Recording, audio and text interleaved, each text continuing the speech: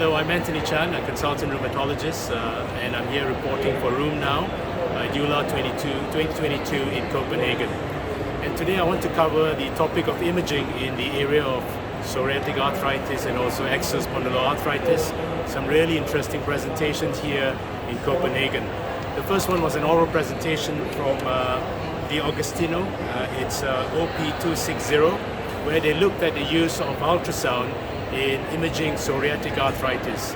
Now, we're very used to using power Doppler, but what they showed in this study is that in addition to power Doppler, there's another component of grayscale called synovial hypertrophy, which can also be useful. And this study was looking into the use of secukinumab in patients who receive secukinumab and also those who switch from placebo into the secukinumab treatment arm.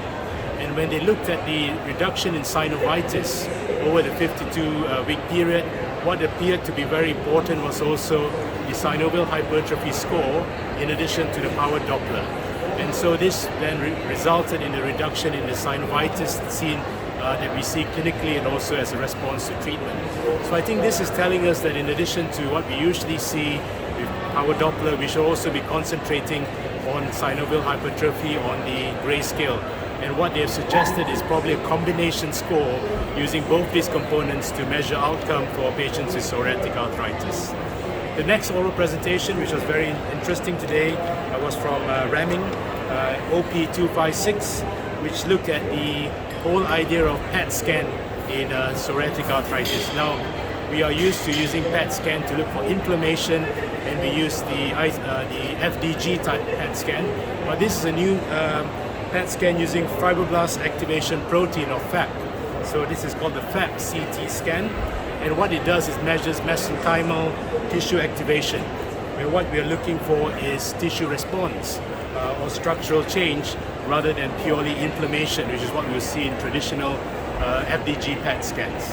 And in this study, they had 120 patients, and they were radio-labeled with gallium. So these were FAP inhibitors, radio-labeled with gallium, and they looked at the prevalence of the uptake of the FAP scan in patients with psoriatic arthritis. It correlated very well with pain scores around the synovium and also the antecellal sites. This correlated very well with how patients were reporting pain, and perhaps telling us that beyond inflammation, there might actually be a stress or tissue response that might be causing the pain.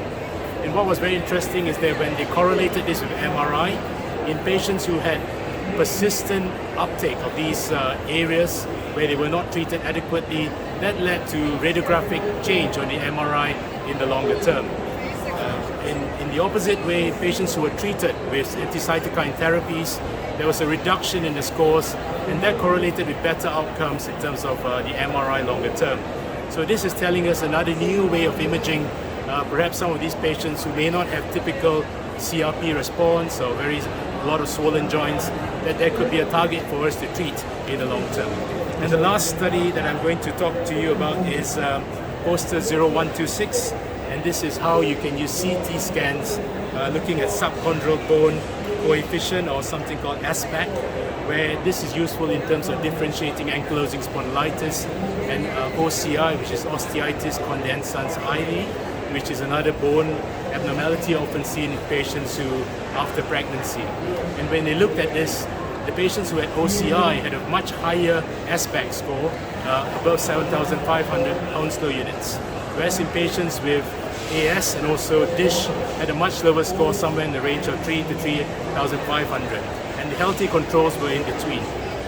So this tells us, in addition to plain radiographs, there could be another way where we could help differentiate, especially in trying to determine early diagnosis of patients, where CT scanning using this technique could help differentiate AS and OCI. So I'm Antoni Chan reporting for Room Now here in Copenhagen. Thank you.